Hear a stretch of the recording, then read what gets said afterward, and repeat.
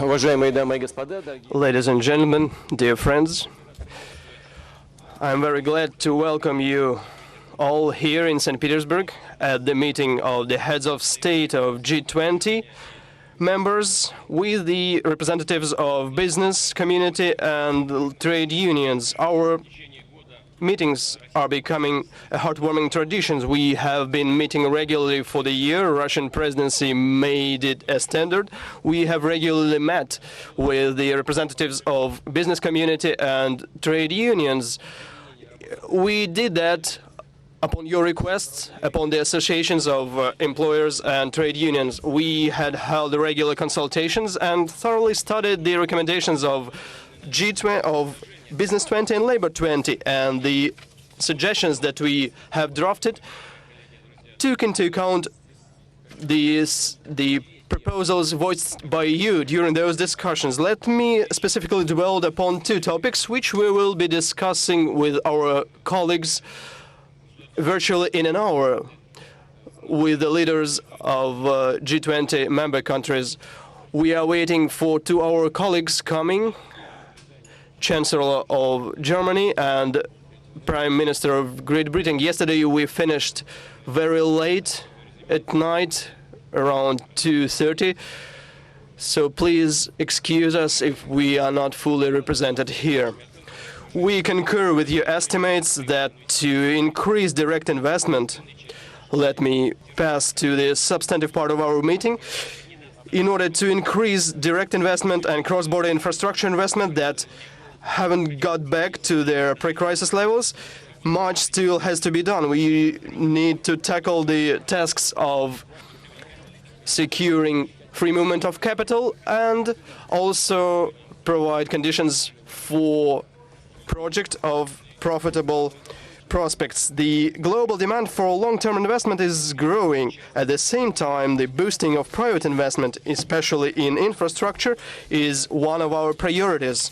Let me tell you that yesterday many colleagues have been talking about that. When we met with you, we were talking about the guarantees, about efficient management, implementing best practices, and development of public-private partnership. We almost virtually entirely share your estimates with regards to employment and jobs creation. The labor market development and investment in human capital should include free access to mandatory, high-quality and labor market-oriented education. The creation of favorable climate for entrepreneurship, especially among youth, and improving migration policies to harmonize them with labor market needs.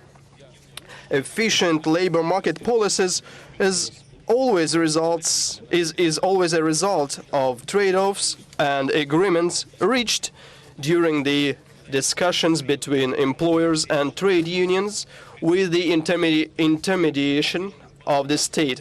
At the same time, success here depends on the balance between labor demand and supply.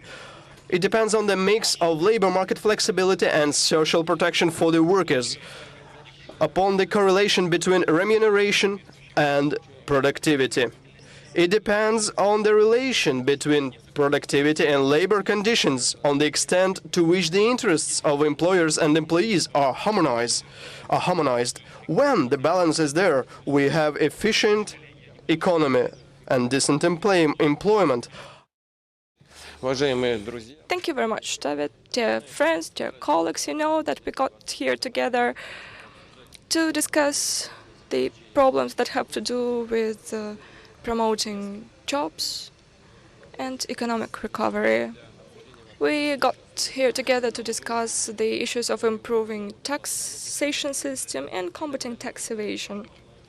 But I wanted to make clear, we do not feel ourselves as people who in a closed mode make decisions that would be imposed on the rest of the world. We know that we can only be efficient, we can only yield positive results working together with you, with the representatives of the business community, representatives of people who provide for private investments, and representatives of trade unions who are protecting social rights of employees. Only by joint efforts we could achieve tangible results, which are the prosperity of millions of people. Thank you very much for your work. The representative of Australia said that Australia will take this baton, will continue the work achieved and progress achieved here, and will continue our joint endeavors. Thank you very much for your attention.